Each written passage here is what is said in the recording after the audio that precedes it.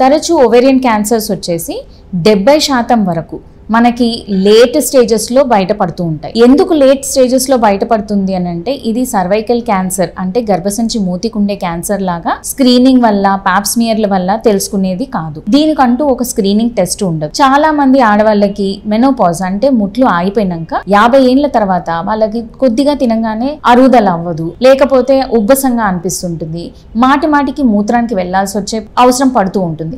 ఇది ఎంత వీళ్ళు ఎలా అనుకుంటారంటే వయసు అయిపోయింది, సో కొంచెంగా తింటుంటే నాకు ఎక్కువ అయిపోతున్నట్టుంది, ప్రాబబ్లీ ఇలా అని చెప్పేసి ఇది గ్యాస్ ప్రాబ్లం అని చాలా మందికి గ్యాస్ట్రో సర్జన్స్ దగ్గరికి వెళ్ళడము, గ్యాస్ట్రో ఎంట్రాలజిస్ట్ దగ్గరికి వెళ్ళడము, లేకపోతే జనరల్ ఫిజిషియన్ దగ్గర మెడిసిన్స్ గ్యాస్కి రిలేటెడ్గా తీసుకుంటూ ఉంటారు. కానీ ఇక్కడ వీళ్ళకి తెలియంది ఏంటి అంటే ఇవన్నీ కూడా ఓవేరియన్ క్యాన్సర్ వల్ల జరుగుతూ ఉంటాయి.